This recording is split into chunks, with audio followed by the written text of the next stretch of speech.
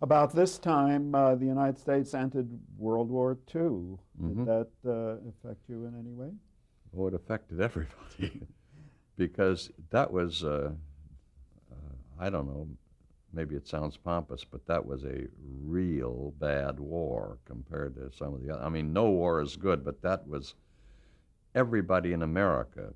People don't realize it today, but everybody in America was involved in that war, one way or another, saving, collecting medals, or working in the building aeroplanes, or what. And all the young men, of course, were waiting for that notice to show up in their mailbox. And Did it show up for you? oh yeah, it sure did. And just waiting for it is quite a strain on you because I mean, most people, even though you clearly knew who the villains were, and there was the good guys and the bad guys were clearly defined, most people were not real anxious to go off and do that, although it had to be done. So when you get the notice, it changes your whole life. Here you are in CBS in New York, and your career is blooming, and you're on your way, and the man says, "Report to your draft board." So you report to your draft board, and to make a long story short, a few months later, there you are on a troop train from Camp Upton, that was the first point that you were sent to, where I was sent to, and I was then sent down on the troop train to Miami, Florida. Not so bad. Could have been some other places, and that's where we went through the first basic training. And Was this in 1942? this was, how would you like to have, May 29th, 1942. I mean, those Pretty dates. early on. Yeah, that was the date, and off we went. And I was not a joiner ever in my life, so I didn't really like the Army. And the irony of it all was the 3.5 years that I spent in the Army, I was really doing exactly what I did in civilian life, but for them, for the armed forces, for a greatly reduced salary. Armed Forces Radio? Well, that was a thing that was bigger in New York and in the East, but all these places that I went to had their own. Well, I was mostly in Spokane, Washington, after a few months of being shunted back and forth here and there. And in Spokane, Washington, they had this enormous air depot, which was the major maintenance center for aircraft from the Far East when they were shipped back there. They had like thousands of civilian workers and soldiers, and they needed a whole public relations presence. And I supervised and created, I think, 3 or 4 different radio shows, uh, that I produced every week, and had my own unit, and I reported to the head of the public relations out there. What was your rank? Well, I started out as a private, and then got to be a PFC, and then wangled my way into officers candidate school, which was in Miami Beach, where I was just sent. But I had done a radio show for 3 months down there called Contact. Uh, as a private, I was directing it and doing all kinds of things. I remember a moment on that radio show when Thornton Wilder wrote another scene for our town. It's never been heard of before or since. He wrote it just for that show, and we performed it. I mean, because he happened to pass through. Clark Gable was in the officers candidate class right after mine, so you would see him walking around the And maybe we streets. should explain that Thornton Wilder was a great novelist and dramatist. Well, anybody who doesn't know Thornton Wilder in our town has certainly missed a lot. I mean, he wrote so many wonderful things. They should run right out and read his stuff. He was a giant. But there were many people, and I played the piano for Al Jolson, who was still alive. He was down there, had a cabana at one of the hotels. I met him through the show because he came over and was on the radio show, and I played for him at a couple of places where he sang. And then I got into officers candidate school because they had to have lieutenants, 90-day wonders they were called. And when that was over with in 90 days, and I managed to wangle my way into, there was a lot of singing in the units as they marched up and down the streets. And one of the commanders decided it would be a great idea if those songs were written down and we could get them in a book. And he asked me, would I like to do that? And oh boy, would I like to do that, because didn't have to march and do all that stuff. So I transcribed the songs and gave them to him, and I don't know what happened to him after that. But I'm not sure I understand what kind of songs these well, were. they over hill, over dale, that kind of stuff, and some language which we don't want to use probably right now, but that they sang when they marched, and it was a big deal. And so I've transcribed the songs and got out of a lot of the bad parts of OCS. And then from there, once I was commissioned, I was shipped around a little and ended up in Spokane, Washington, where I was for a couple of years. When did you get discharged? It was in November of 1945, so I'd had 3.5 years. Some months after the war had ended. Yeah, well, I went to Spokane, and then I was sent the last year of the war to New York, where they had the major, big, the best orchestra you ever heard in your life, 75 men from the Air Force, and John Newland and Martin Ritt was an actor of great, and a director of great fame of movies like HUD and things like that. We had the finest musicians and the finest actors and writers that money could buy, and we did, I think, 3 or 4 shows a week on the networks, and they loved the shows, because what an orchestra. Elmer Bernstein, who was very famous as a composer of scores for the movies. I mean, he's one of the probably top 5 guys doing it today.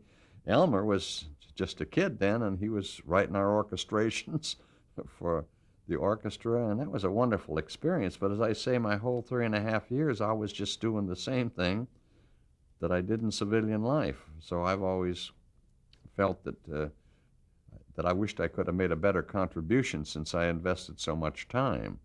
But you're also helping your career, learning things that were going to enhance your career. I certainly was, because there you didn't have the benefit of the money the networks had for studios and backups and assistants, and you had to really do a lot of things on your own. And I had to write a lot of orchestrations for the orchestras, because we didn't have a guy that could do that, but I knew how to do it because I went to music school, and I was the announcer sometimes, but you were doing everything. Was your job at CBS waiting for you? It was, and I started at CBS on the March 21st, 1940 for $50 a week. Now that sounds like nothing, but probably that would be today, I don't know, maybe $500 a week. Today in 1998, that might be $400 or $500 a week. So it really was considerable, but doesn't sound like much. But I went from $50 a week up to, in 2 years, to $90 a week. Then I went into the war, and when I came back 3.5 years later, they rehired me because they had to under the law, and then they offered me $115 a week, and I thought that was just not right. So I didn't stay there very long, and I guess I was very fortunate, because I got hired to do a 5-time-a-week musical show with Lanny Ross, the singer, and I think that was $500 a week. Well, I said, well, this is the life. I know where I'm going to go now. Who hired you to do that? Was that a network? Or was it the advertiser? Yeah, that was, well, I was a freelance show, but Brewster Morgan was a radio director, and he left CBS, went to an advertising agency, and I think he remembered me from when I was an assistant director, and when they needed a director, he hired me to do this show, because he was now at the advertising agency. So it only lasted 13 weeks, and I was busy doing things that lasted 13 weeks, like we had one called Block Party with Martin Block, who was a famous disc jockey of the time, and Ray Block, who was a famous orchestra leader at the time, and that was a sustaining show on Mutual. That was 13 weeks. There was a lot of 13 weekses, but that's when television began. And you mentioned Mutual. You mean the Mutual Broadcasting System? Mutual Broadcasting System, which was the 4th network, or it was the 4th network. 4th network at that time. It was NBC, CBS, ABC, and Mutual. Yep. Yeah. And what was it important to know as a radio director? What was the key thing to being a radio director? Well, I guess because of my musical background, I kept finding myself in the early days being in musical situations, with orchestras of various kinds and various Of course, that made up a lot of the programming on radio Oh, anyway. yeah. And but you start to do everything. And I remember once after the war was over, I directed a Mr. District Attorney, which was a famous radio show then. I'm using the word famous a lot, but it was very big. It was a prime time half hour, wasn't it? It was a big hit. And it paid $500 for 1 half hour. Well, I said, this has just got to be fine if I can get this going. But you see, the trouble was the jobs would be hit and miss, and I hadn't gotten to the place yet where I got one of those that would last every week. And television is creeping in little by little around the edges while I'm doing these other things from like 46 and 47 after I got out of the Army. And then in 48, television really hit. Before television hit, just let me ask you about the advertiser's role in radio. It was quite considerable, wasn't it? Oh, yes, but I don't recall that there was any real interference or anything on the shows I worked on, because the advertisers really put together shows. The soap operas were controlled by the agencies and the sponsors, but I never did any of those. It was more musical shows like Lanny Ross and... But didn't you work for an agency? Didn't you work Never. Never? Never worked for an advertising agency. Well, I was hired by an advertising agency to do certain shows, but that came much more when I got into television. When did you first become aware of television? Well, I was aware of it all the time. While I was doing this, I got out of the Army in the late 45, 46 and 47, it was beginning to happen. CBS was outfitting their studios, and I was able, because of that, to go to the studios and watch what was going on. I remember Johnny Desmond was a singer who had been with Glenn Miller during the war, and he went on the hit parade, and a girl named Shay Kogan, and they had a little 15-minute musical show on CBS television that was directed and produced by Worthington Minor, who was, for anyone who studies television, Worthington Minor was one of the premier producers later of Studio One and one of the great influences on the medium. But there he was working with a little 15-minute musical. I'm watching through the window and standing next to the cameras and see how I couldn't wait to get in, because remember, I wanted to be a movie director. But even before that, even before the war, there was the World's Fair in New York. And nothing was advanced far enough to pay any attention. Had you seen television? Did you attend the World's Fair in New York? No. But television in those days, it was just primitive. I mean, image orthicon tube hadn't been invented, and the lights would burn your retinas out in 5 minutes, and the makeup was green and goo. That was horrible, and nobody paid any attention to it. But after the war, they can start making the equipment, because they couldn't do it during the war. They needed to do stuff for the Army and Navy. After the war, it started, and there it was, and it was Burl and Ed Sullivan went on the air within months of each other in 1948, and boom, that was it. Did you see your career headed in that direction? Well, I just couldn't wait to get in, but I didn't know how to get in. I was in radio. I mean, but that's an interesting challenge to everybody. Where do you get the people?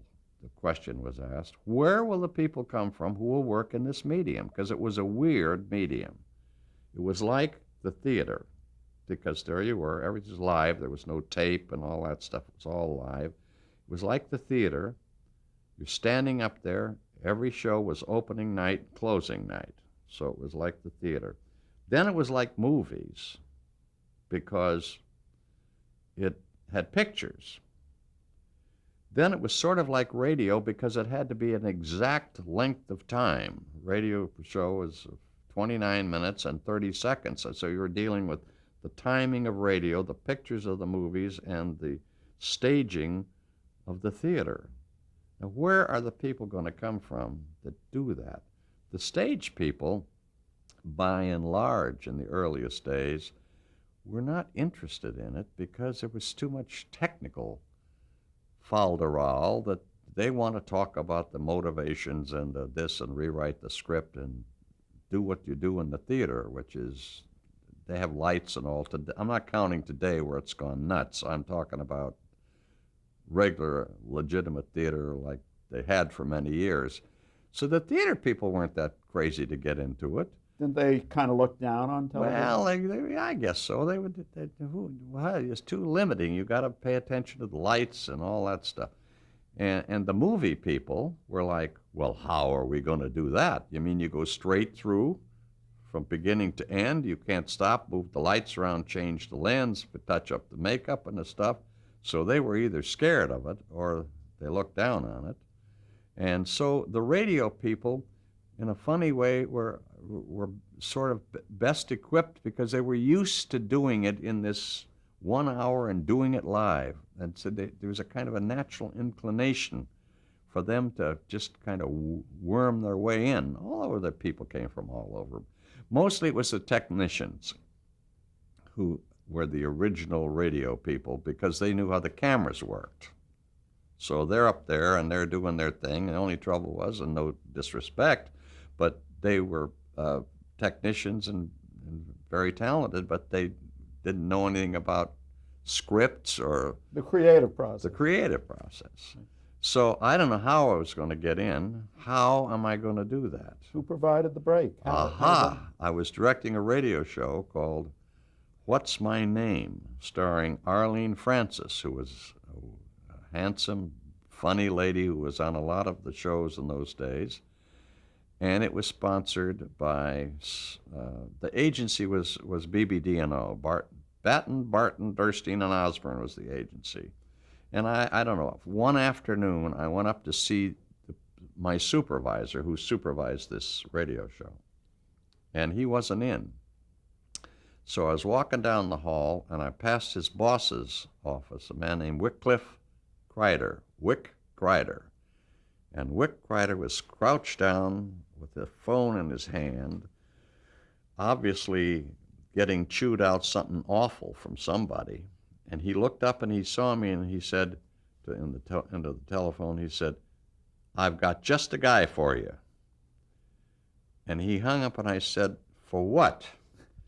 Well, they had a show called, I think it was called Riddle Me This then, with Paul Gallico, who was a writer of sports writer, also wrote novels and other things. The show was a television show sponsored by Goodrich, and it was in big trouble. Now, Wycliffe Kreider knew that I was directing a quiz show on radio. Nobody knew anything, and I'm standing in the doorway, and that's how I got into television. He sent me over to this place where they were a little company that was producing this television show. What did I know? I mean, nobody knew anything. But that's how I got into television. This was not a network show? It was a network show. For which network? It was on both CBS and ABC, and I think it was on ABC at the time. It changed around. It became Celebrity Time and it had other names. It was a half-hour show? It's a half-hour show. Once a week? Once a week on Sunday nights, and Paul Gallico was the MC, and he was terrible. So I knew that they said fix it, so I knew I had to get another MC. Well, that wasn't easy. Who are you going to get? I mean, there weren't MCs lying around. I ended up getting Conrad Nagel, who was really reaching back into the past. He was a famous motion picture actor. He was a big star. A very sophisticated actor. Well, he was erudite, but he was a big star. He was like, I don't know, Kevin Costner today. He was big, but by then he was not so big. But he was starring on Broadway and Goodbye My Fancy, a play with Madeleine Carroll, who was another English actress. And he agreed to do it, and he was the MC, and we had on the panel Ilka Chase, who was... a society writer? Yeah, and John Daly, who became a famous host of What's My Line, and a few people like that. So that was, and I fixed the show up the best I could. I guess I did okay. It ran for a few years. Did Paul Gallagher wrote the Poseidon Adventure, among other things. He did? Yes. I didn't But know did he stay with the show? No, I had to fire him because he was terrible. He was a wonderful writer and a terrible MC. Did you give away money on this show? No, it was little sketches. It was you'd perform little sketches and you'd ask the panel, make up little things. Actors would perform them, or somebody would bring something on and show it to them, and they would kind of banter back and forth between themselves. There was no money, and it wasn't a game in that sense. Could you walk right in from being a radio director and be a television director? You had no choice. Well, I didn't direct the cameras. I wanted to do that so bad I could cry. But forget it. The technicians are in charge of that, and there was some guy who was a technician who was on the cameras, and they just wouldn't let us get a hold of it because they wanted to keep that for themselves. The You control. can't blame them, and some of them became very good directors, some of the technicians. So then what did you do? How did you Well, it was function? very awkward, but there was a period where people staged things and somebody else photographed them. There were in effect, two directors, not always, but sometimes, and that was one of the cases.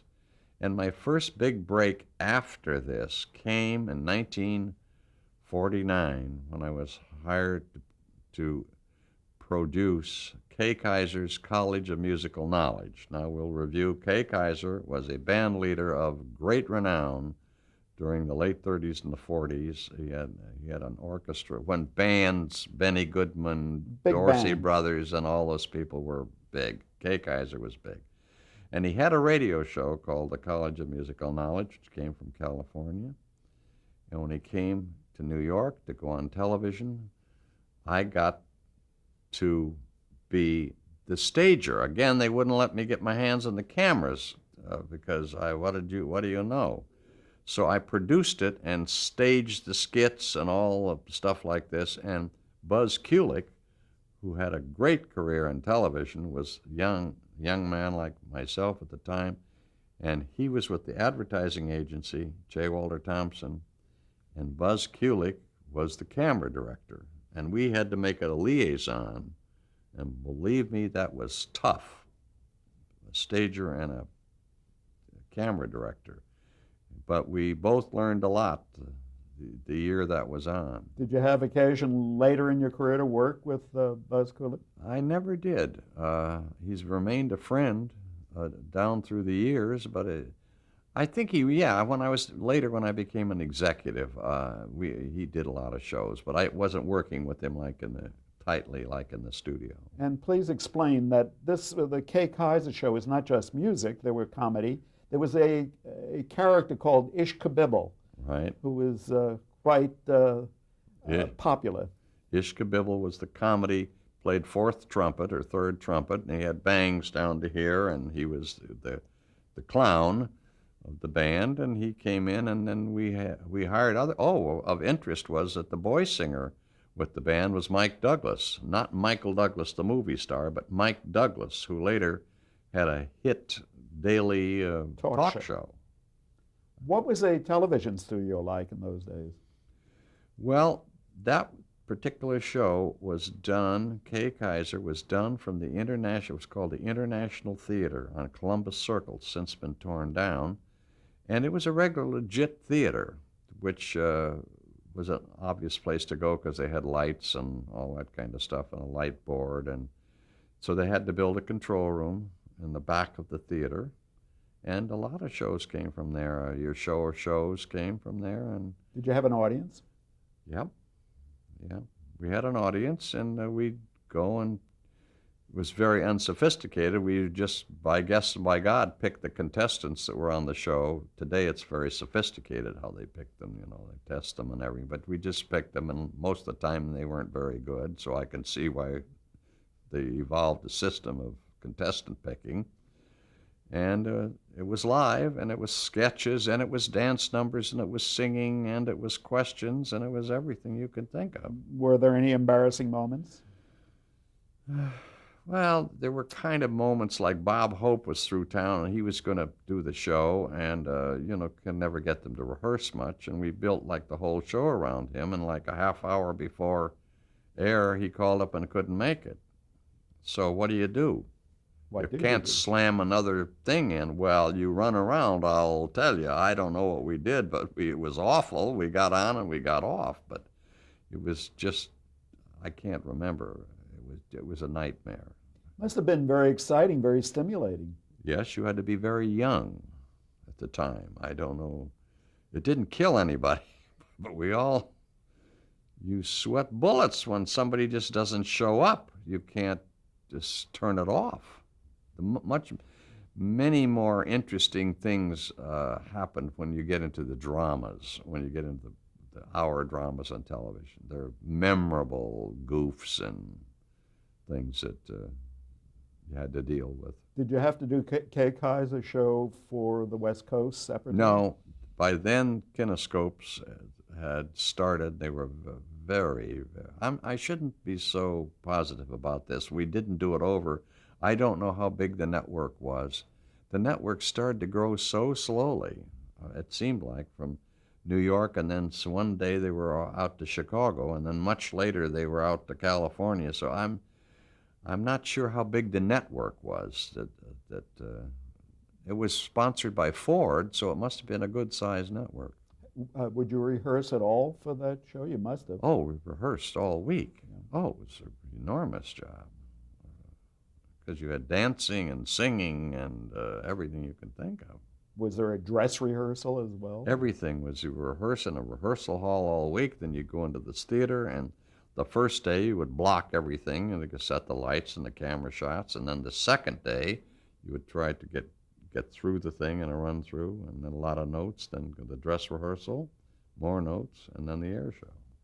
What would you do after the show? How would you wind down after this very nerve-wracking kind of experience? Well, all I can remember is when I was the producer, it was bad enough. When you were the director, you were just absolutely washed up because you'd start early in the morning and you would go on the air at the lowest energy level of all because you've been there 12 hours before you went on the air and you were exhausted.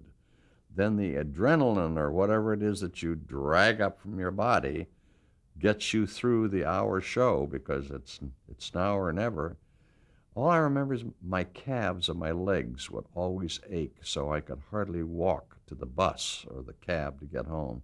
You couldn't do anything. You couldn't even sleep when you got home. You just lay there and shook. How would you know if you were successful or not? The ratings were not a big factor at that point. That was the beautiful part of being live. All you had to do was walk down 6th Avenue. And What do you mean? Well, everybody saw the show and everybody would tell you how it went. It was great, it was terrible. You all got a sense of whether it was working right away. We have to pause here. Okay. Then I'm